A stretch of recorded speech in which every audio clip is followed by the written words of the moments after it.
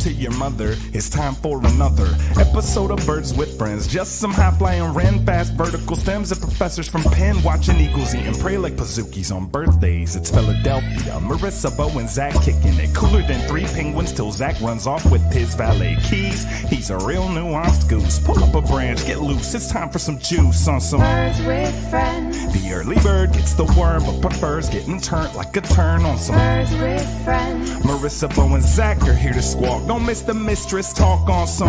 You know the term salt of the earth? I guess I screw up the term. I call it dirt of the earth.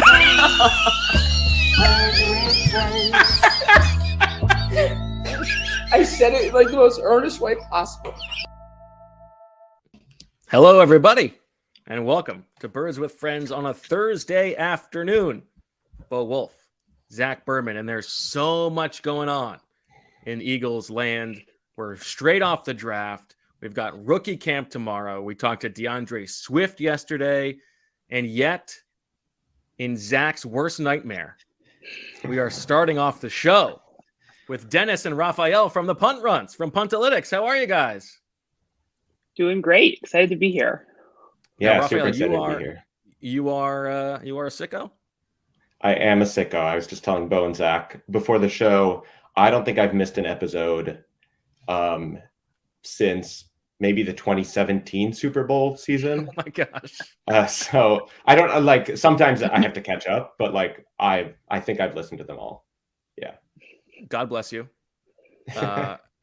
Thank you. And so how do you then take Zach's, acrimonious and unprovoked shot at you from the last episode?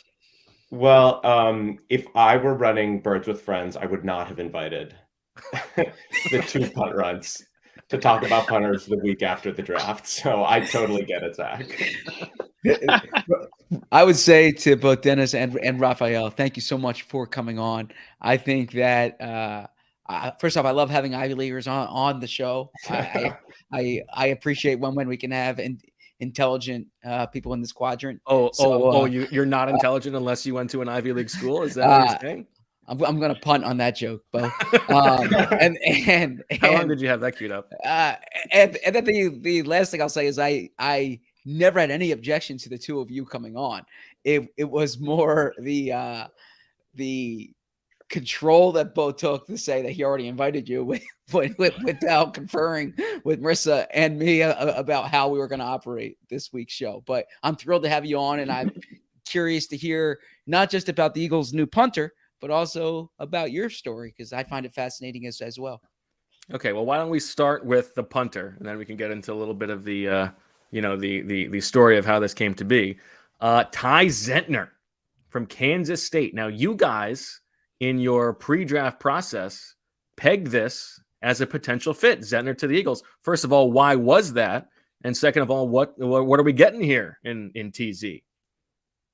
So our pre-draft process was first making our big board of punters. And every year that we've done that, we found one guy that we like a lot more than consensus. I remember Race Porter for some reason. Exactly. Race Porter had an amazing season at Washington in 2021, and he is now an average punter in the XFL. So we were wrong about him. But this year, that was Ty Zentner. I think he was 19th in Dane Brugler's. Yes, The 18th Beast. if I can be pedantic, but yeah. Okay, thank you. And I was going through the list of draft eligible hunters, and I saw him, and his stats were way better than 19th. And then I looked closer at like punt by punt basis, and I saw some really, really good punts in there. He has like 5 awesome punts this year, and he was bogged down by what I called a shank issue, which when I went back and watched those punts, I wouldn't call them shanks as much as I would just call them short punts. Like they're 30-yarders that the returners don't even bother catching, that bounce backwards, and it ends up, like 25-yard net. But it's not like it hit his foot wrong. He just hits a short punt with a bad bounce. And we then go through the process of like, oh, well, who might draft a punter? Who needs a punter? And I know as well as you guys know that the Eagles would never draft a punter. And certainly they were not going to draft one this year. So he was I think, first or second on our list of like undrafted free agents, and the Eagles were like first or second on the list of teams that would prioritize an undrafted free agent. This year's pretty stable after free agency, punter-wise. Not a lot of teams are looking to upgrade at punter. The Eagles were one of those teams, and we guessed right. Okay, so I think we do need to get into like the whole thing, because when you say you're looking at the statistics and you're looking at what he does, what are you valuing? What does that look like, Dennis? Yeah, no, it's such a good question. I was just thinking about this in the context of like people that we're high on, because a lot of times when we rank things, we're just like, we have an interesting maybe quantification of something, but we're just like kind of rehashing everyone's rankings. And so it's really exciting to us when like things shake out in a different order and we are high on someone. But it's really a lot of adjusting for things that are outside of the punter's control. Is sort of the overarching mantra of what we do. So one of those things is field position, because the punter cannot control where on the field they're being asked to punt from. And that can have a really big effect on like how far you expect the punt to go and what you expect the return to be and other things like that. There are even sillier things like in some types of metrics. If you, whether it's 4th or 1 or 4th and 10, makes a big difference in how a punt might shake out in some kind of advanced metrics, which is obviously not the punter's fault. Because of like win probability added, because if you're punting on 4th and 1, you're just penalized for punting in the first place. Yeah, exactly. So we get rid of all of that kind of game script stuff that's outside of the punter's control. And then one thing that we're really proud of is trying to like account for anomalous returns, which we admittedly don't do perfectly, but I think that we do as good a job as we can with the available data, with the overarching idea being a anomalously long return, say 15, 20 longer yards, basically can't possibly be the punter's fault. But the fact that the returner did attempt to return the punt is the punter's fault, is kind of our general philosophy, which is the of Super course Bowl simplifying, but yes. That was something. Is that Sipas's fault? What do we think? Yes. I don't know that 100% of those return yards are his fault. Right. But he puts it in not a a good where, punt. Yeah. And right. It's sort of exactly the point, right? Where it's like how far the return ends up going for is potentially the responsibility of a lot of people other than the punter. But when you talk to punters, and when we talk to punters, this is what they say, is they're like, well, some punters say, is they're like, I always take responsibility, because if the returner decides they can return the punt, that's my fault, because my job is to make sure that the returner thinks that they cannot return the punt. That's what Brett Curran said. That is not what Jack Fox said, but that's okay. I like that. Go ahead, Zach. So I'm curious. Let's say I'm Nick Sirianni, and you hear these stories about how after that Eagles-Bears playoff game, Matt Nagy became so obsessed with the kicking situation, right? And so say Nick Sirianni's and like Nagy thought that's all they needed to do was fix the kicker. Sirianni is in his office saying all we need to do next year is fix the punter, and I'm going to find the 2 smartest punt people I know. And so he calls you up. What is the most important thing you're looking for? Is it leg strength? Is it consistency of punts? Are there metrics that I'm not aware of, whether it comes like spin rate or, I've always heard these stories about these left-footed punters where it comes to the returner in a certain way that it's difficult to practice or simulate. That's and just because all see you read teams... is about Belichick. Well, I mean, that'd be a good person to think about, right? And literally whenever the Eagles face a left-footed punter, they're bringing in someone to work out that week to prepare their returner. So I guess what's the most important thing you look for in a punter? For me, that's leg strength. I think we have been on this journey for, a few years now, and we started trying to look for that golden nugget that other people weren't thinking about. And it just keeps coming back to, if you have a guy who can kick the ball really, really, really far, that guy's going to be better than the guy who can't kick it as far. The punter is there to optimize field position. and you optimize field position by punting a ball far. We did this sort of thought experiment last summer where we thought if there was a punter who only punted touchbacks, every single one of his punts were touchbacks. So he's booting the ball as far as he could. That punter would be the best punter in the league. It wouldn't be by far, but he would year in and year out be the best punter in the league. Interesting. And sort of a corollary to that is that, like, when you look at people's stats in like the open field versus in pin deep territory, open field punting is a far more stable stat year to year. Because pin deep punting is just really, there's a lot of randomness where sometimes it bounces into the end zone and sometimes it doesn't. Whereas open field punting, which is really just a readout on can you kick the ball far, is the more stable stat, is what we found. So how did this all start? I'm sure you've answered this question before, but Raphael, we'll start with you. How did the whole thing begin? Well, I think that should be maybe more a question for Dennis, because he came up to us. We were a group of 4 friends in college. And Flex. I don't know how this obsession about punting started, but I do remember Dennis saying, there's this thing, people have all of the play-by-play data. We can make a Twitter account and track punting stats, and it'll be fun. And I was like, sure, that sounds great. That sounds fun. And I think since then I've approached it like, what if 60% of what we did was a joke? You know, like I go into this with the mindset of like, this is mostly a joke because we're talking only about punting.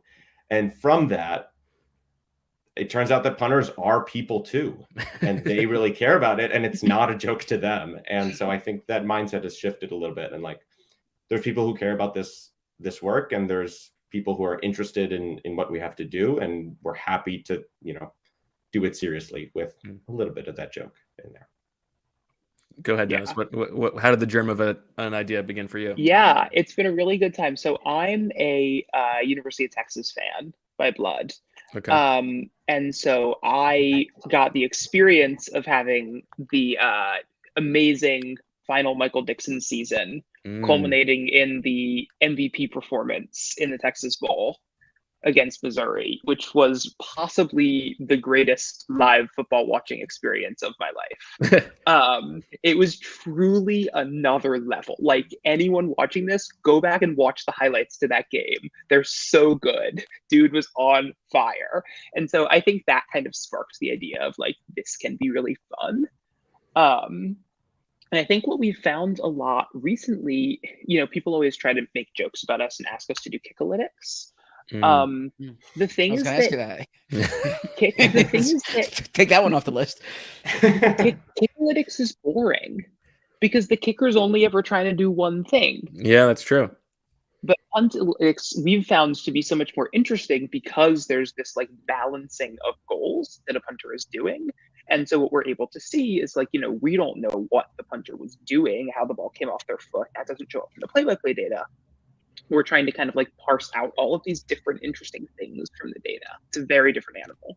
And we've found it, you know, fun. It's cool. What's been the response in the punting community, if there is a punting community, but you seem to reference it there in terms of the punters you've spoken to? I need to imagine there's an appreciation from them. Is there a curiosity from them? How would you characterize it? I would say it's been oh, go ahead. No, go ahead, Raphael. Yeah. It's been super enthusiastic. Like, we've gotten a number of messages from punters, NFL, college, high school, who, you know, say that they love what we do. They have questions. Some of them have suggestions about, you know, how we could do this better, which we love to hear because we're not out there punting footballs. So these people know, you know, what they're thinking about. What were some of those suggestions?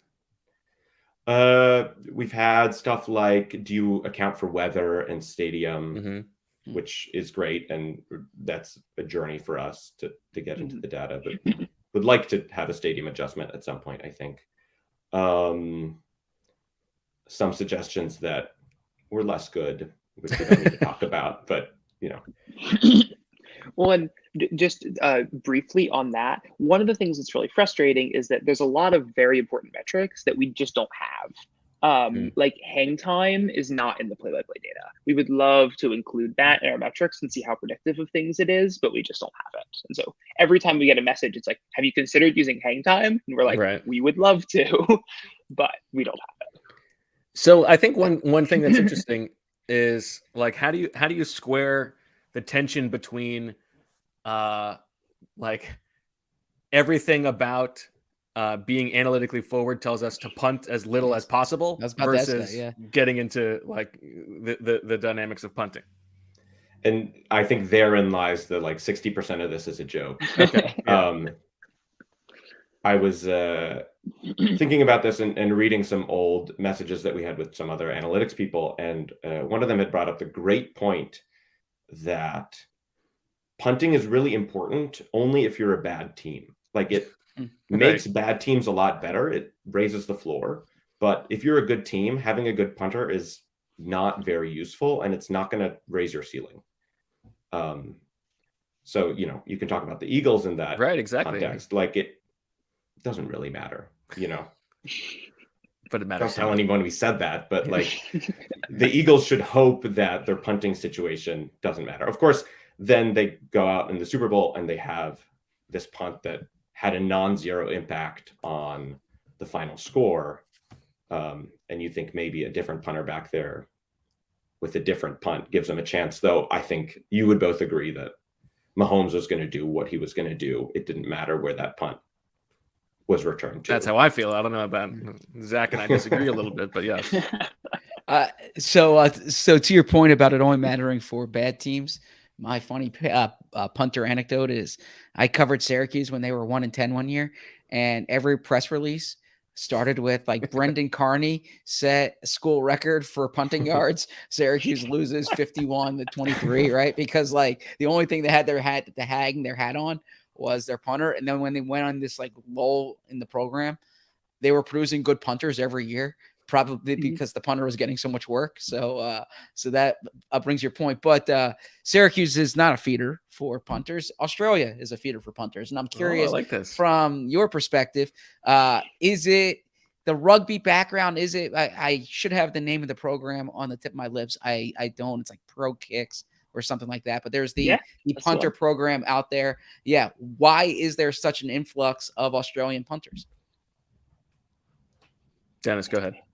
Yeah, no, it's such an interesting thing. I think the first thing that came to my mind was to talk about the double punt, which is just something that only an Aussie could have pulled off because it was so amazing. You know, it's a very different approach.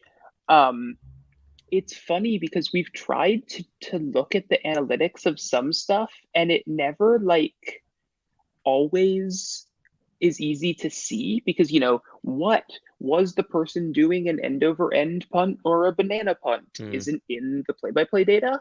And so sometimes we can kind of only look at results. But it is really fun to watch, especially as the Aussie wave kind of moves up through the levels and it's like really, really taking over college punting right now. Yep. I don't know that I can necessarily say that is or isn't translating into the NFL in a way. Most college punters don't make the NFL, so it's hard to say. There's a lot of college punters. Raphael, do you have any better recollection of numbers that we've looked at about this? No, we don't have like Aussie versus non-Aussie splits, but one thing anecdotally that I've noticed, especially prepping for the draft, is that there's a lot of old Australian punters in college. And so I wonder if they were, you know, younger, if that would let them, like these old punters don't get drafted. These 28, 29, 30-year-old Australian punters who are terrific college punters are just not going to get drafted and very, very likely won't get shots at the NFL. So I think until that wave starts producing a lot of young Australian punters in college, it'll be hard to tell how it's going to translate into the NFL. It seems sort of self-selective, right? Because the best legs in Australia, they're playing Aussie rules football or rugby, right? And if they're good enough, they're going to continue playing those sports. But then once they've reached an age where it's like, okay, I'm not going to be a star, then I'll try to be a punter. And I don't know. Who knows? That's Pro Kick's MO as best as we understand it. Got it. Now, how just to circle back on the initial story, these four friends, what was the like? How'd you guys become friends in the first place? It's a great story. We all met doing classical music at Yale. All right. When I'm not punting, I'm a freelance opera singer. Really? Yes. So what a story. That's fantastic. That is great. Yeah. So we all met doing opera in college. Really? And, are you a singer too, Dennis? I am. So I'm the black sheep of the friend group who's not pursuing music professionally. I am a biology grad student, but I do sing and play bassoon in my free time. Gosh, you guys are impressive. This is fantastic. I'm just going to give a shout out because Raphael is too humble to say this himself. Raphael is the perfect poster child for if you have someone who likes sports and is interested in analytics, they will just learn to code of their own volition. It's the coolest thing ever. Raphael just knows R. It's great. Never gets old to me. It's really good stuff. I was actually curious, tangentially to that, right? Not to consider all Ivy Leaguers like the most brilliant people, but there's there is a selection process to get into a place like Yale. You need to have a certain amount of intelligence, right? Or connections. If the NFL went to your group of friends and said, here's Project X. It doesn't have to be punting. It could be, say, we want to figure out long snapping better. We want to figure out, clock management is one you always hear, but just pick like a subsection of a game or a position. Could you do that as well as you've done punting, or is it because punting is this terrain that's kind of been undiscovered, for lack of a better term? Yeah, I tend to be inclined to say the latter. Okay. I think a lot of the stuff that we're doing in terms of applying analytics to punting is very straightforward and is just kind of stuff that people weren't out there doing. On the flip side of that, we don't really know what goes on in terms of inside of teams, but we do know that a NFL team's analytics room has access to like so much more data than we have available, which is why all of the open source stuff is kind of bush league compared to what's going on internally, which of course none of us ever see because the teams all keep it to themselves. So it probably would be really exciting to work for a team and get access to all their stuff. But it's no fun because you can't tweet about it. So you give and you take. Yeah. How much have people in the league been in touch with you guys over the past couple of years? Players. But yeah. Oh, really? Interesting. That's a mistake. That's a mistake. Yeah. If I was a GM, I would absolutely get like, what's the harm of an email? Figure out more. Try to find something you guys don't know. I'm still stuck on freelance opera singer. We've got the Ospreys coming up. I mean, we might need to put something together. I do have a question though, too, just in terms of the roster management of this. You always hear about why can't a team cross-train a backup linebacker to be a long snapper, let's say, right? And you see a lot of these punters in college are also kickers.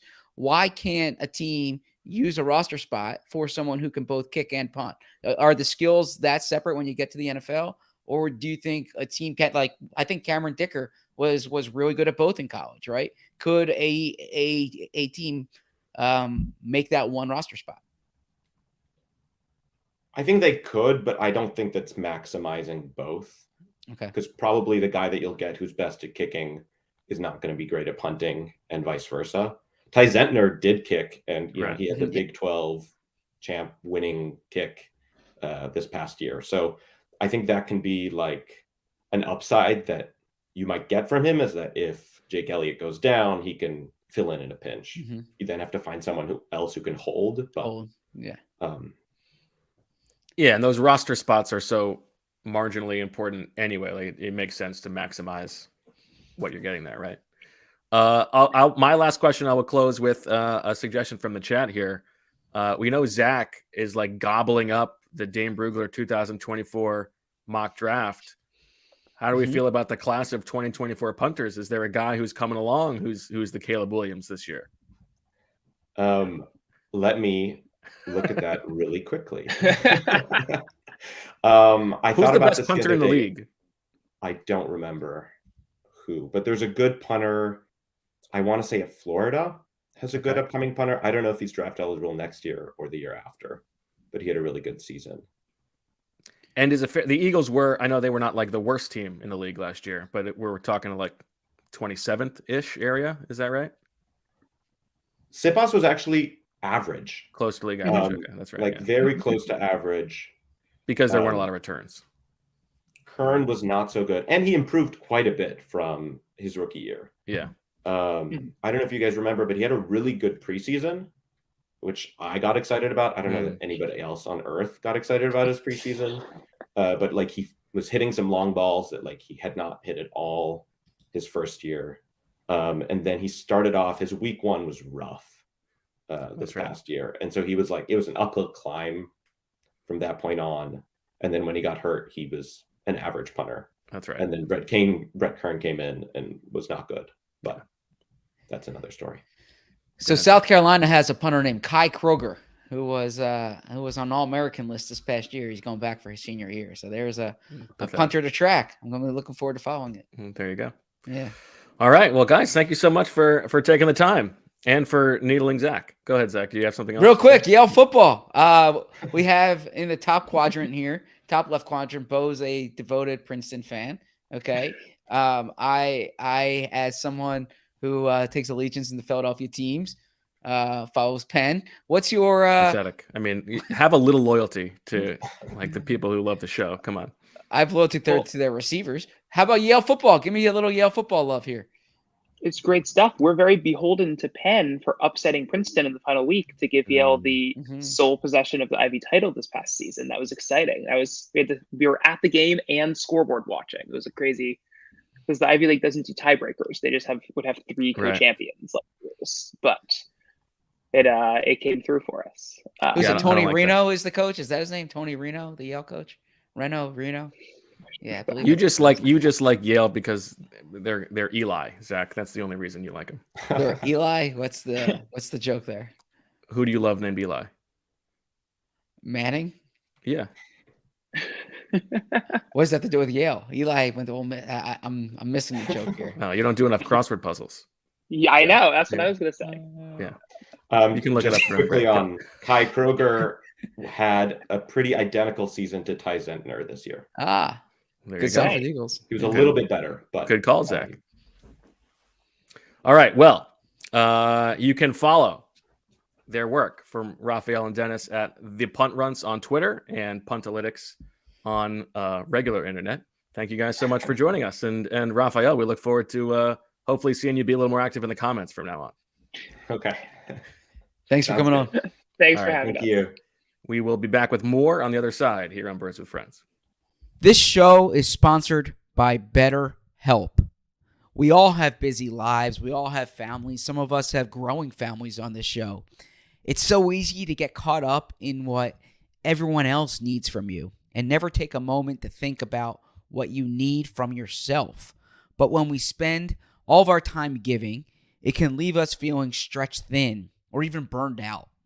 Therapy is a way to give you the tools to find the balance in your life so you can keep supporting others without leaving yourself behind. There are broad benefits to therapy. It's helpful for learning positive coping skills and how to set boundaries. It empowers you to be the best version of yourself.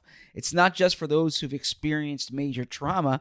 It's for those who are simply, like we said, trying to become the best versions of themselves. If you're thinking of starting therapy, give BetterHelp a try. It's entirely online. It's designed to be convenient, flexible, and suited to your schedule. So you don't have to worry about sitting in a waiting room or sitting in an office. Just fill out a brief questionnaire to get matched with a licensed therapist and switch therapists anytime for no additional charge. Find more balance with BetterHelp. Visit BetterHelp.com/BWF today to get 10% off your first month. That's BetterHelp, HELP.com/BWF. It's spring. The weather's nice. It's baseball season. It's time to reclaim your weekend. Sunday Lawn Care can take care of one thing off your to-do list. Instead of spending time working on your yard, with Sunday, you can spend time enjoying it. Sunday is everything you need to get the lawn you've dreamed of. This spring, get Sunday.com/birds and enter your address to get a customized plan created just for your lawn. No trips to the store or hauling heavy bags since they ship straight to your home. You just need a hose to apply Sunday. You can fertilize your whole lawn in less time than it takes to watch an episode of your favorite TV show or perhaps listen to your favorite podcast. And they only use ingredients you can feel good about. No harsh chemicals, no long waiting periods, or trying to keep your kids and pets off the lawn. Simply apply, let it dry, and you're back to enjoying your yard. Sunday is easy and affordable. Some lawn services cost more than $1,500 a year, but Sunday's full season plans start at just $109. And for a limited time, Sunday is offering our listeners 50% off your first box. So you can get started today for as little as $55 when you go to getsunday.com/birds. That's 50% off your first box at getsunday.com/birds. All right. Back on Birds with Friends. Bo, Zach, and Marissa. Marissa, how are you? I don't know how I followed that up. That was awesome.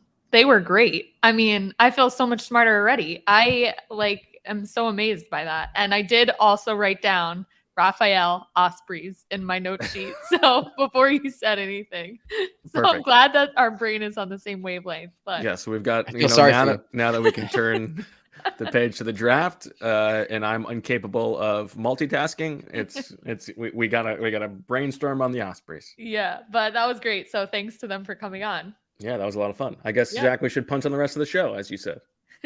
I certainly hope not. I have this.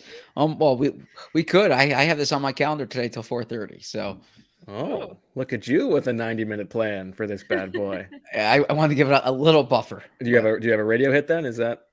No, I'm really trying to maximize my time right now. So I'm like I have everything in blocks. We do So need I to probably account put for a block. two post cameos. So Okay, that's true. so then we'll get off at 4:15. 4:15. Okay. Yeah. Okay, How are you, Zach? I'm doing great. Excited for this podcast. Always look forward to the week after the draft pod, and it's always good seeing you guys as well. So yeah, doing well. Marissa, what's new in your neck of the woods? I am in Cleveland. Just last baby. time I'm allowed to travel. So yeah, finally get to see Michael. So that's nice. Who? My loving husband. But yeah, I mean, things are all good. Good. It was a good week and looking forward to the weekend. I'm sure a lot of people feel the same way. Good news for the Browns locker room. Rodney McLeod's a good guy. So Yeah. he signs with Cleveland today. You can get to know Rodney and Erica McLeod, who do great work here in Philadelphia, and now join the Cleveland community. That's awesome. Yeah, I saw that this morning. Is there anywhere you can read about that? You can read about it on The Athletic, actually, from last summer. Yes. Okay. I was trying to fill the June slate, and I caught up with Rodney. Nice. All right. Well, Zach, as we talked about before, we did hear from a pair of new Eagles yesterday. We've got rookie camp coming up tomorrow. With that in mind, why don't we send it over to the stone cold newsman himself, news? Zach Berman, for the latest on the Birds.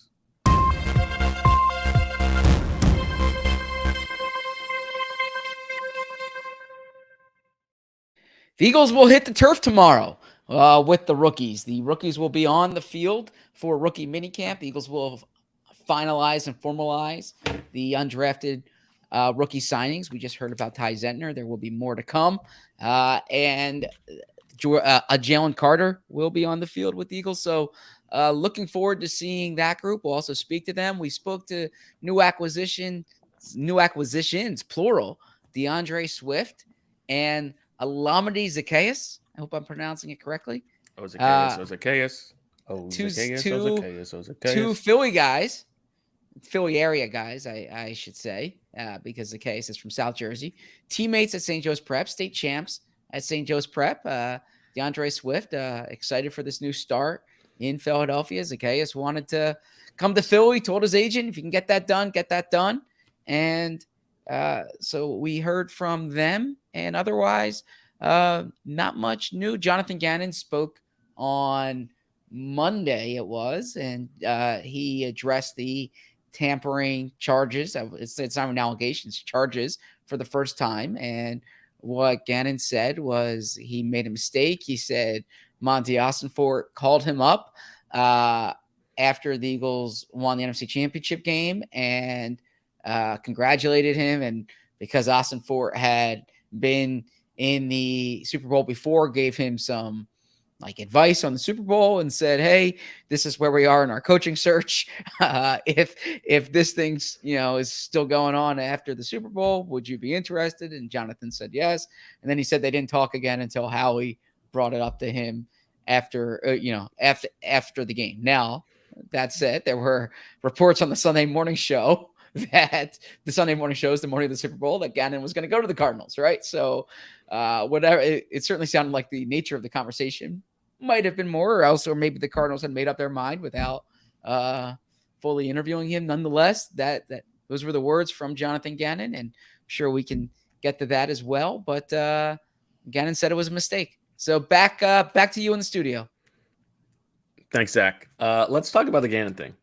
Okay. Because there was also the report or the note from Adam Schefter that obviously comes Eagles sourced that was like Gannon's like obfuscation here affected a lot of people's lives. Like Vic Fangio probably would have been the defensive coordinator.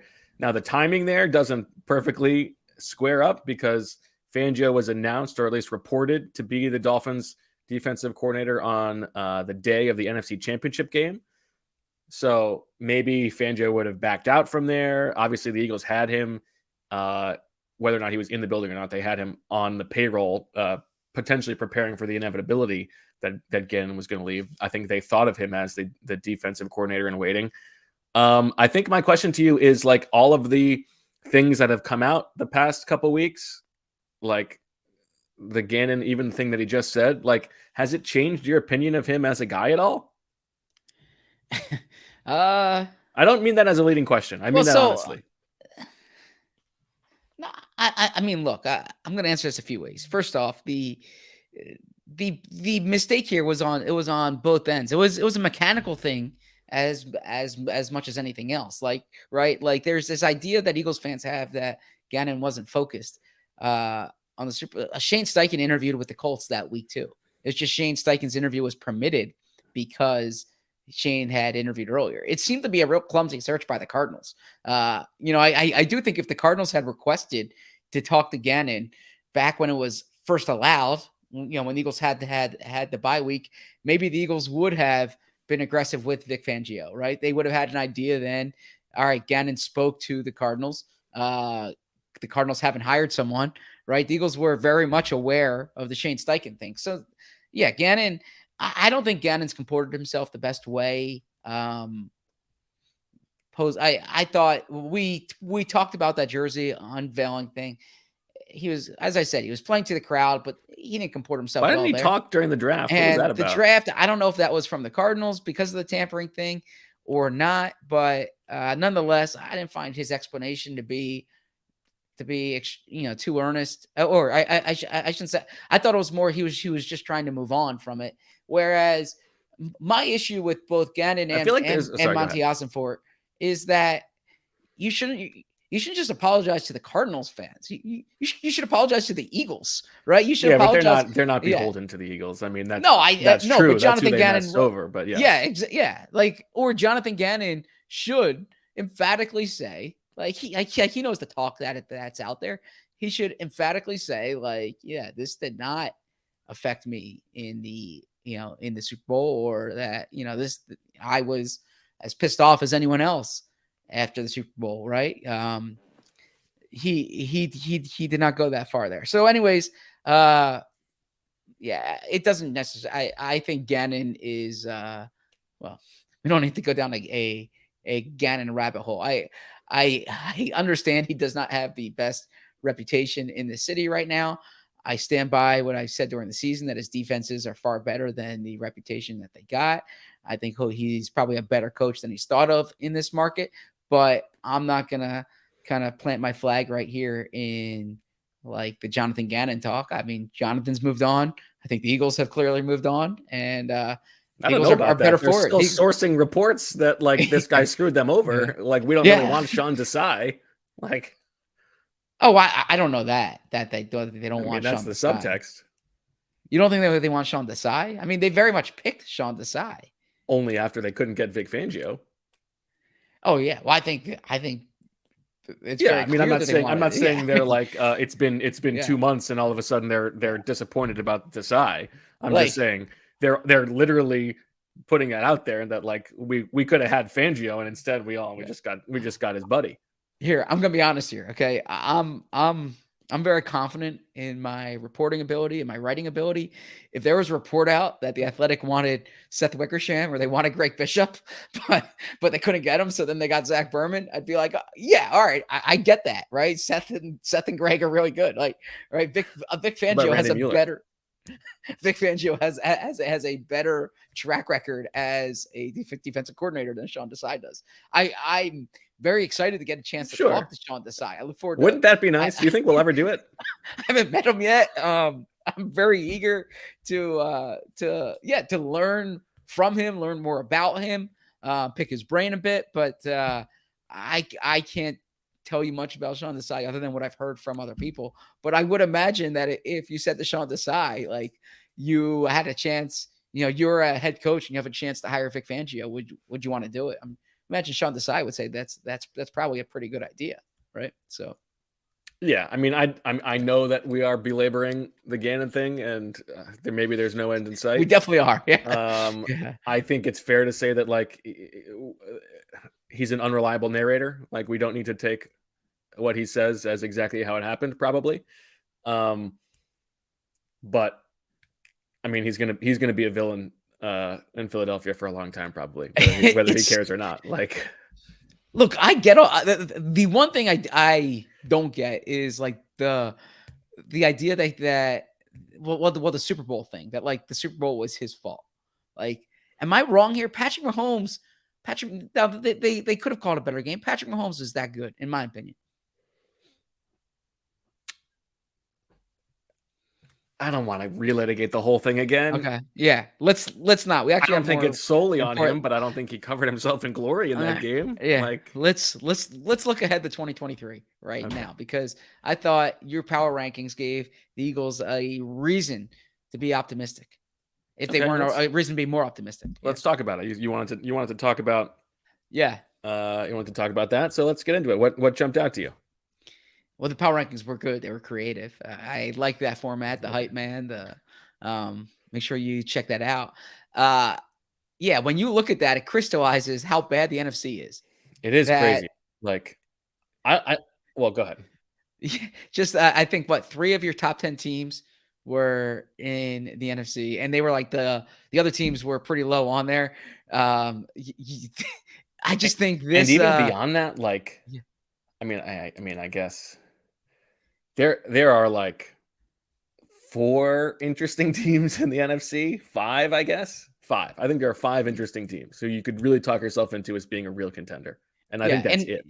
And I acknowledge things change throughout the year, right? A quarterback emerges, injuries happen here, but man, the NFC is weak. They don't have top quarterbacks in there. This is set up for the Eagles, barring injuries, to have like a real strong path. Now, the caveat is this: I think the Cowboys are good. I think the Cowboys are good too. They're your number 2 team in the NFC.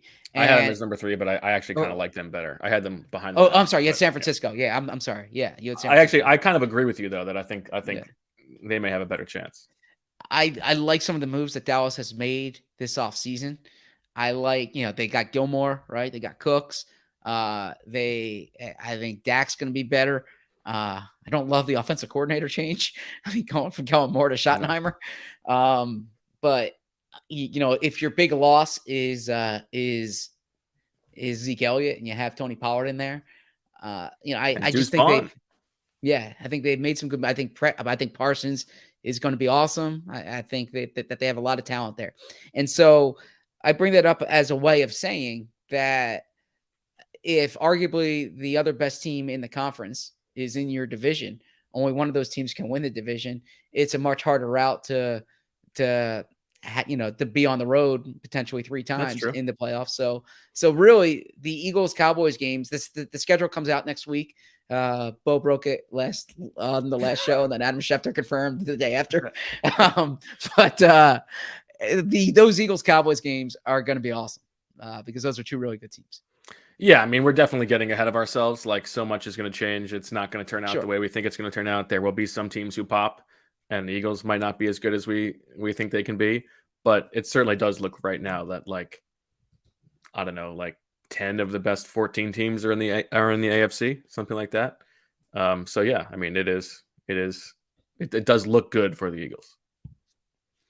Was there anything else that jumped out when you there? did that, when you did the power rankings, what team was better than you thought when you went through all the rosters in the offseason, and what team was worse than you thought? That's a good question. I think I gave too much credit to the Giants. You think I gave too much credit to the Giants? Yes. I think the Giants, yeah. I mean, basically what I did is I looked at how I ranked them at the end of free agency and then just made a few adjustments based on the draft. And I had the Giants a little bit lower down after free agency. I kind of like their draft, but I also think that's like, I had them at 15, which I think there are 13 good teams, it looks like to me. And there's like a huge drop off after that. I agree. I think the Giants are going to be not very good, but like, are they not better than the Vikings right now? I mean, they like the Browns. They look good because they got Michael Dunn back, but they got a quarterback question. Well, the team I don't think you gave enough credit to is the Broncos. Well, of course, that's what you think. Well, no, I mean, like you would still trade Jalen Hurts for Russell Wilson. I would not, but I think objectively Sean Payton has a really strong track record as a head coach, right? Okay, sell me on it because Russell Wilson was so bad last year. Sure, but if you think some of it was environmental, and I know you have to like survive your coaching. Too low. Yeah, they're pretty far down. I mean, I think that they made some interesting moves this offseason. You like Zach Allen. They lost to Quan Jones. They said, they signed Alex Singleton to a big deal. That'll help. Sorry, they added Zach Allen in there. I thought that on the offensive line, they signed Mike McGlinchey, at right tackle here. They are getting Javonte Williams back from injury. I think they have the makings of like a better offense. Cortland Sutton, they get back from injury, right? So they have players who I just think they have more talent than some of the teams around them on that list. And I'm gambling on the Sean Payton, Russell Wilson. I know we'll do the exercise before the season when we do the over-unders. I don't know what their over-under is. I probably should know. Who won that last year? Oh, that's right. I believe you did. Yeah. That's right. So. Okay, that's fair. Yeah. I thought Broncos were totally agree with that much. I should tell the audience where you had the Broncos. You had the Broncos 25th. So you had them as what, the 7th worst team in the NFL. Okay, I think that's fair. Anything else? Would you have the Eagles 3rd as well? Yes, I would. I might have them 2nd, honestly, over Cincinnati. But I won't quibble with you there. I thought you had Jacksonville a little high. But, yeah, that's me going out on a limb. I like Trevor Lawrence a lot. I think he's like, what do I have? 4 teams. I think he might be the 5th best quarterback in the league. I like Baltimore. That's a take of mine. So I always like Baltimore. So I don't like Seattle as much as you do. Oh, I like Seattle. Okay. Yeah. I mean, I actually don't like Devin Witherspoon 5th overall, but I think they have a chance to win that division. I think San Francisco might not be as good. Interesting. Okay. I know you don't think the Cardinals are winning that division, so. Oh, and do you? No, I was making a joke. And that Rams roster, man. That Rams roster is crazy. Jeez. It's crazy. So, yeah, that's like a sneaky Caleb Williams team next year. Yeah, I agree with that. All right. Before we get to the next thing, I do want to circle back. I got a nice message from the Puntalytics guys. They noticed in the chat that there was some talk that maybe we didn't talk quite as much about Zentner. And so they this is the perfect Birds with Friends breakdown. They have given us turkeys. We have 52 turkeys on Aaron Siposs wins the job and Ty Zentner lands on the practice squad. We have 30 turkeys on Siposs wins the job, Zentner doesn't make the practice squad. And we have 18 turkeys on Zentner wins the job outright. So that's their handicapping of how things are going to turn out here for the Eagles. My brothers would have loved that follow-up, because I hear from my brothers all the time. They're like, you're so interested in this human interest stuff.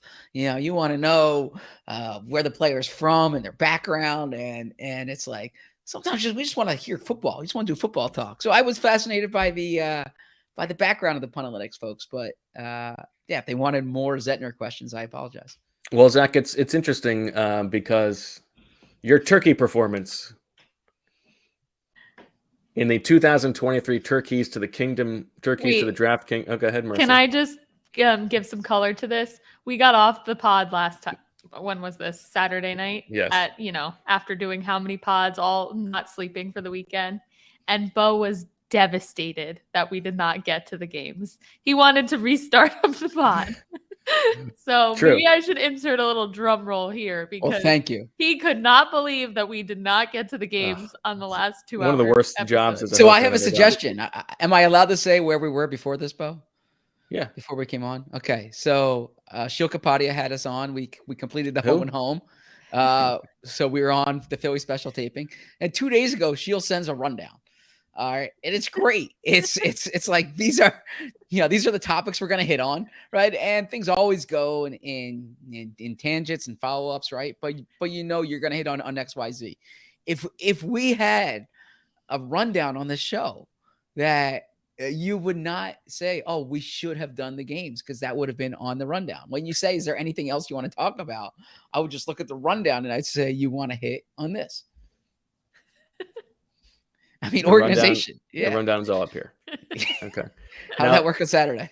Well, here's the thing. Drum roll. The draft episodes are like post-game pods. Okay. Those are not supposed to be scheduled out. The rest of the time, I think we mostly have a general format. But you know what? If you want to do that, Zach, go ahead. You can do it.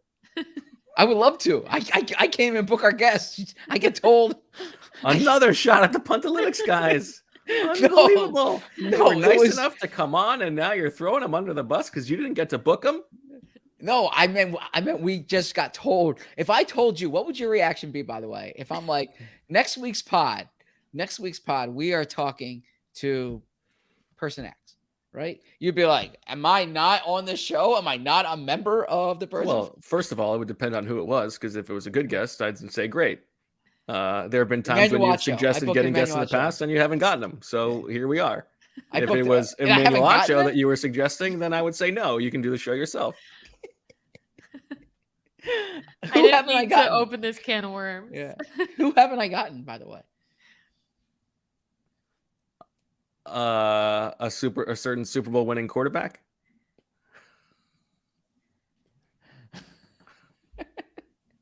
All right. Okay. I mean, that happened one time, but wow, okay. All right. Fair enough. Okay, Zach. Turkeys to the Kingdom. It's hard to really explain how much I dusted you here. We had 1, 2, 3, 4, 5, 6, 7, 8, 9, 10, 11, 12 categories. And I out-turkeyed you on 11 of them, and on the other one we tied. You didn't win a single category. The Eagles' first pick of the draft will be before 10. We both had 40 turkeys. The second draft will be at 30. I had 35 turkeys. You had 20. How many total picks will the Eagles make in the draft? More than 6. I had 53. You had 15. Oh, I'm sorry. I apologize. It was 10, 1, and 1. You won this one. Will the Eagles make a trade involving a veteran? You said yes, 50. I only had 46. Will the Eagles draft a quarterback? You had 10 for yes. I had 22. Will they draft a specialist? I had 98 for no. You had 90. The Eagles' first pick will be from the following position. I had 51 on D-line. You had 45. Second pick, I had 41 on D-line. You had 30. Will the Eagles trade away a 2024 pick? I had 95. You had 61. On which side of the ball will they make more picks? I had 51 defense. You had 45. Will they draft a pair of college teammates? I had 40. You had 35. Will they draft a player from Alabama, Georgia, Ohio State, or Princeton? I had 79. You had 75. The final tally, thanks to Dana, is 651 for me, 516 for you. Tough. Historic performance. Sure. In these games that you created, yes, you outperformed me on the website that we work for. Okay. Listen, if you keep going, Zach. Keep going. This is going. where you had the topic. You want the rundown, Zach? I sent you those topics ahead of time. You had time to prep, and that's what you came up with. On the website that we work for, where we give our final predictions for who the Eagles will pick. Okay. What I know is that this was another year when Bo had the Eagles accumulating a lot more picks than they have, so therefore gaming the system, and did not get a single player correct. This also happened a year ago, and I can go back into the 2021 and find that as well. And what I know is that this is the third consecutive year that I correctly identified the Eagles picking a first round pick. Okay. 3 years ago, I correctly identified. This is Gannon level lying from you. Keep going. 3 years ago, I correctly identified them picking in the first round Devontae Smith. They picked Devontae Smith. So last year, I correctly identified them picking Jordan Davis in the first round. They picked Jordan Davis. Chalk, that's fine. You're a chalk kind of guy. I correctly predicted them picking Nolan Smith in the first round. They picked Nolan Smith in the first round. Okay, so this is ridiculous Gannon level line. This is like saying you can focus on the turn. This is like saying we were up by 30 sacks and people were complaining. You had them drafting Nolan Smith at 10. They drafted him with their second pick at 30. That is not that great. I predicted that the Eagles picking Nolan Smith in the first round. They picked Nolan Smith in the first round. 3 years in a row. You know who else predicted the Eagles drafting Nolan Smith? The 2023 Owl draft winner, Bo Wulf, who had 3 correct picks, more than has ever been had in this format. Nolan Smith 1, Jalen Carter 2, Keely Ringo in the 5th round. No one has ever had 5. This is a game where if you pick Nolan Smith and he gets picked at any time, yeah, you get credit. If you are going to brag about projecting the Eagles to take Nolan Smith at 10 when they drafted him at 30, you need to take a look in the mirror and be a better man. Character counts. So what I know is that, hold on here, I'm pulling up the 2020 mock draft as well, because I believe this would be the third consecutive year that you have the Eagles accumulating picks and you don't hit on a single one of your predictions. Yeah, that's fine. That's not what we're talking about here. This is that's literally what we are paid to do. This is Birds with Friends. Yeah. So this is the okay. So yeah. So I just want to Jordan Davis and Devontae Smith. You do not get to take credit for getting Nolan Smith at 10 when they got him at 30. That's pathetic. I just know in my mock draft I predict the Eagles to pick a player. I picked to pick a player that they picked, right? Like you didn't even get a name right for. I'm not trying to cheat like you and take credit for something that's not accurate. You literally are. You're trying to have them accumulate picks. Guys, they're going to draft. That's what the Owl draft is for. Okay, so that's all I am putting out there.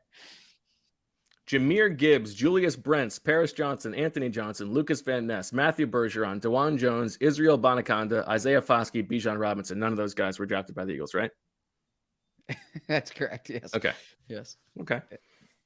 So I kind of do think Zach should get some credit, but I'm gonna have to say the chat is in total favor of. I agree. It's minions, and look, but I don't get credit. I don't get You credit. don't get credit for that. I don't get That's credit ridiculous. for picking him at number 10. I don't get credit for that. I get credit for predicting that the Eagles will take Nolan Smith, which they did. That's pathetic. That is not accurate. You do not get credit for that. It's inaccurate that they didn't take Nolan Smith. That they're going to take him at 10. That's wrong. Okay, I'm wrong that they didn't take him at 10. A matter of fact, they didn't take anyone at 10. So anyone. Okay, so did you write in your write-up that the Eagles are That's going true. to draft Nolan Smith at some point in the draft?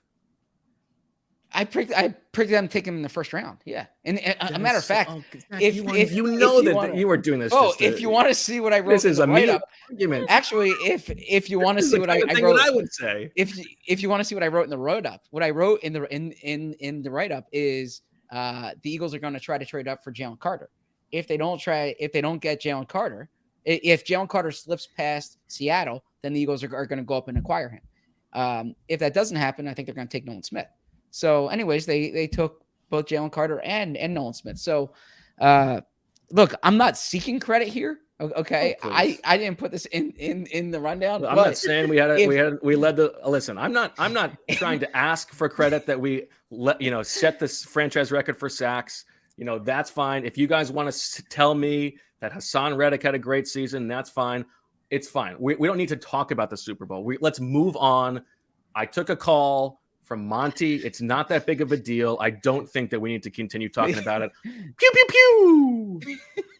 All I'm saying is that if you want to get up here and wear a crown and a scepter because you predicted Ducks, that's the game we were playing. You can't. Then I'm judging the rules of the game that were set ahead of time by you. Yes, and so what I'm saying is we are on the record every year with our mock draft. You, as we've identified, game the system so you accumulate more picks, therefore have more of a chance to get one correct. I'm adding late round picks. These are those are you couldn't even you can't get one player correct for the Eagles. Just I got three in the game that we're talking about. This is the game, is to name people who are going to be drafted by the Eagles. The mock draft is more about what the draft could look like. All right, look. Listen, you can. What a pull to correctly predict that the Eagles were going to take the people they were expected to predict. They were expected to draft. Wow. Maybe you could have predicted it then and got some, no, because that way I wouldn't have any ammo here. If you really believed it was going to occur, you would have put your name next to it, right? So no, there's no fun in that. You know that about me. Yeah, you wanted Christian Gonzalez, so boom. Yeah, you just want to go chalk all the time. That's fine. That's not the game we're playing.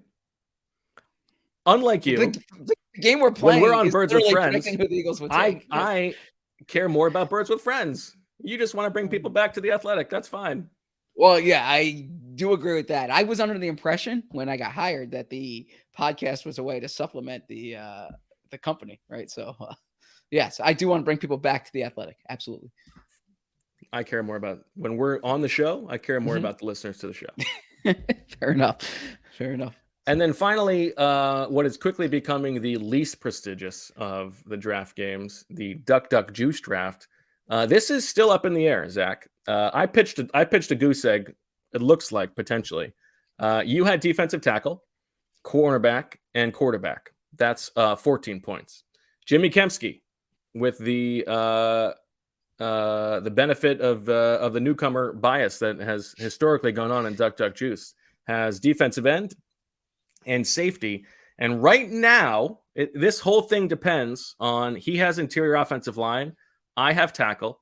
We talked about it's going to come down to what position we see a guy play at minicamp.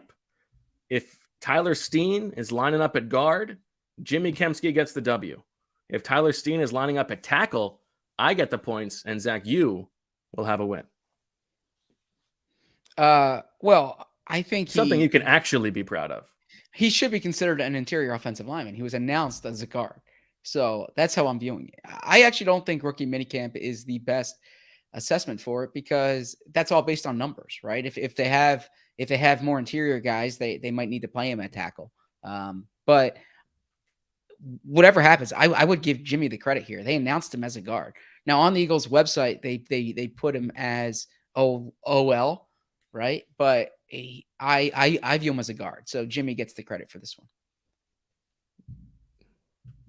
I mean, if I'm not willing to give him that, we already talked about what the rules are. I couldn't accept something like that because that to me is not in the spirit of how I predicted it. Yes. So, oh my God. Just call me Zach. Yeah. That's not in the spirit of what you predicted. Give me a break. That's good. That's a good heel turn. I like that out of you. After arguing for credit for Nolan Smith at 30. I'm not arguing for credit. I never once said that I deserve credit for predicting Nolan Smith at number 10. I'm just saying if I did my mock draft on the Athletic, Zach, and I predicted the Eagles were going to draft Jalen Carter in round 1, Nolan Smith in round 2, Christian Gonzalez is in round 3, Bijan Robinson in round 4, and whoever else, Jahmyr Gibbs in round 6. I would get credit if they drafted one of those guys in the 5th round just because I'm naming guys who they might draft. Well, based on the way I framed it in the conversation we just had, which is you did not name a single player that they drafted, then based on that conversation, then yes. But if that's the I goal, would say then, it wouldn't be like the goal is not to say who they are interested in. The goal is who are they interested in and could be available at those picks. Sure, but you need to understand the shape of how things are going to play out. But then if you pick Jalen Carter 10, he wasn't available at 10. They drafted him at 9. So look, I'm not going to argue semantics here. The reality is I'm not even seeking credit for it. I'm just saying if you went out of your way to seek credit for it, that's. Oh no, I was referencing the game that I care. I will say this. I hope this I know it's going to be taken the wrong way by you. But I hope it's not taken the wrong way by our listeners. I do care more about what I write than how I perform in these games. Okay. I care about this product. I care quite a bit. Like I spend a lot of time thinking about how I can better perform on this product on the Birds with Friends podcast. But the games themselves, no, I don't spend much time worrying about that. Okay. Marissa, you okay? I'm great. The chat's loving feisty ZB. So this is a great Thursday afternoon battle royale, I think. Anything a shield warm me up. Yeah. Last thing you wanted to talk about. You had the post-draft depth chart. Yeah. I'm curious what you think about this here. Okay. Because I didn't know how to there were a few positions where I didn't know how to put it. I put Terrell Edmonds and Sidney Brown as the starting safety, but in the comments section, someone said Blankenship should be the starting safety over Edmonds. And I don't necessarily disagree. I think Sidney Brown's going to start, but I could see Blankenship winning that job. I guess going into camp, who do you think I guess they won't have Sidney with the first team. I think the very first time on day 1 of training camp that we get to see the first team defense, my guess is it will be Blankenship and Edmonds. And Sidney Brown will have to earn his way up. Yep. I think like as much as they love Sidney Brown and as much as as barren as it seems to be at that position, I think we could be getting ahead of ourselves and just saying he's going to be a starter. I mean, he is a 3rd round pick. That is not necessarily an immediate path to playing as a rookie or starting as a rookie. I think it's likely that by the end of the season, like he'll be a starter. But it depends on how you approach it. If you're like predicting what the roster is going to look like mid-season, or if you're doing a week, like a training camp depth chart. I think if it was training camp, I would have Blankenship and Edmonds. I think it's a major disappointment for the Eagles if Sidney Brown's not the starter. They drafted a 5-year guy with 50-plus career starts in college who was either the 2nd or 3rd safety taken off the board. I frame it that way because Martin in Washington is Yeah. listed as a cornerback, but it sounds like they're going to play him at slot or safety. Branch is kind of like that safety slot combo. But in any event, like Sidney Brown, they chose Sidney Brown over other safeties here at a high pick, right? At the fourth pick or so, or third pick or so in the second round. I think if Sidney Brown's not starting, that is a problem. So, and I put Edmonds there because I actually think Edmonds is a better player than we might be giving him credit for right now. I think I've compared him to Anthony Harris 2 years ago, not last year, where Big difference, yeah. yeah, where you sign like just a competent, solid player, and you hope that he can give you league average production there. Now Blankenship might be the guy to start, but I think Blankenship might make more sense as your third safety. I think it's totally open. I think it would be different if it was still Gannon's defense, like if it was a holdover defense. I don't know exactly what Sean Desai views or wants from that position, because just as there's a possibility that, Terrell Edmonds can be Anthony Harris from 2 years ago or whatever, or league average, there's also a range of outcomes where, he was propped up in that defense by getting to play next to Micah Fitzpatrick. You change defenses, he comes in and he looks lost and is not even on the roster. Like, that's a possibility. They didn't give him a lot of money. Whereas I think it's much more likely that like Reed Blankenship's going to be on the team and one of the top three safeties. I don't think we could say that definitely about Edmonds. Yeah, if you do your piece before I always look forward to your breakdown, like player by player breakdown. And if you do hype man hater for every player, right? The hype man would be 2021 Anthony Harris. Hater will be 2022 Anthony Harris. That's right? good. I like that. Because I think those are the two outcomes you are looking at there. The other player I wanted to ask you about is Derek Barnett, because he's still on the roster. He's still someone that they've paid, that is probably a better player in the past 6 years than he gets credit for based on reputation, because his contract year was a bad year and then he got hurt week 1 last year. But I don't know if he's going to be on the team this year. And I think this could be one of these guys who, when he passes his physical, they cut him post June 1st. What do you think? I think that's definitely possible. I don't really know what to expect. I mean, they've got enough bodies there now, but it's also like, Brandon Graham's 35 or whatever. Like you could use a real body there. So I think it just depends on, is he healthy? Do they want him in the building? I don't know the answers to those things. Mm-hmm. I think that I'm with you. I don't know how to feel. How do you feel? I think that he's not going to be on the team. I think when he gets healthy, they're going to move on. I think that's probably right. That's my guess.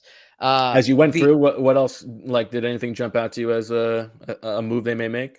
Yeah, linebacker. And I was actually going to bring this up because the 5th-year options came out this week, right? The deadline was this week. And in a year that was considered a really strong linebacker draft class, which 2020 was, those guys did not age well, right? Yeah, boy. So Isaiah Simmons, number 8 pick in the draft, 5th-year option, not taken. Okay. Ken Murray, the 23rd pick in the draft, right? 5th-year option. That's a potential trade target, right? Mm-hmm. Then you got Jordan Brooks, 27th pick in the draft. Patrick Queen, 28th pick in the draft. Patrick Queen's the player that I would really watch out for. Some of these decisions were made financially, right? Because with the new CBA, the 5th-year option, it's a higher price, and the guarantee structure is different of it in it. But Patrick Queen, they drafted over him. The Ravens, they took Trenton Simpson, right? So I think, and they just paid Roquan Smith $100 million contract last year. Patrick Queen would make a lot of sense for the Eagles. I don't know what it would cost, but the Eagles do have picks next year, even after these trades that they made last week, that I would certainly watch that position. One other spot I would say, we've talked about wide receiver already. I think they will maybe make another move there. I think they could use somebody.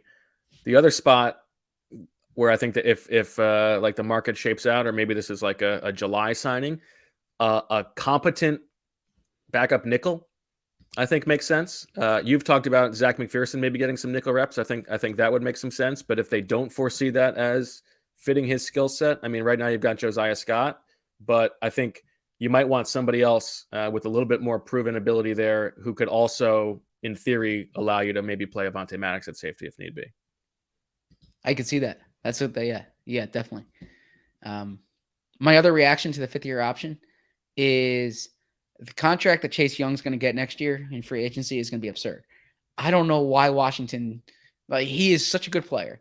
I know he dealt with injuries. I know he got hurt. There's something, yeah, but there's like, there's something wrong there. Okay. Don't you think? Maybe so. Yeah, maybe so. He got hurt at a bad time, right, where it bleeds into the next year. But I think it took longer than it usually does. Fair enough. It's also a huge number, right? Sure, but my goodness, he is I don't know. I just think there's a lot of talent there. I mean, and it's a premium position. He is 24 years old right now, right? He has 9 career sacks. He's 9 career. Okay, he had 7.5 in 5 games. He was a rookie of the year in 2020. Right. He gets hurt 1.5 in 9 games last year, or in 2021. Yep. And then last year he only played 3 games. We'll see. I just think that could be a decision they come to regret. I think there's rejecting the 5th-year option doesn't mean they can't sign him long term. No, that's true. That's true. Yeah. I think there's a possibility he's just never the same player. Maybe so. Okay. DeAndre Swift spoke yesterday, like we said. You can read all about that on The Athletic. You can read all about that on The Athletic. And then tomorrow, we will hear from the rookies. We'll hear from Sirianni. And right before a huge game 3, is Nick wearing Sixers garb before? Is he wearing Sixers garb at the press conference? I'll say yes. What about you? The only thing is he's coming right off the football field, but he could wear it to practice. I don't know. It's a good question. I put a lot of turkeys on that. On the Sixers garb? Yeah. I'm guilty of this sometimes too. I do always like going back and saying that's a good question to a question that you asked yourself.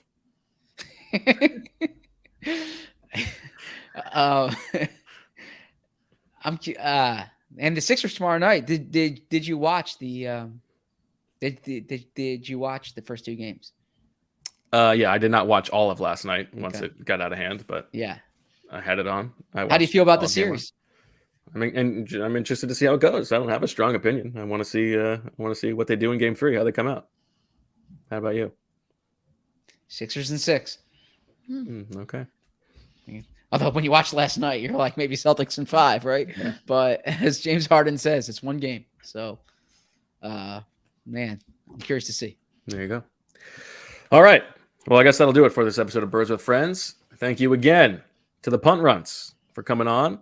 We will be back at some point next week, either before the schedule release or for the schedule release. And that's it. Exciting stuff. For Marissa and Zach and Raphael and Dennis, I'm Bo. We thank you for listening. We will talk to you later. And as always, we love you.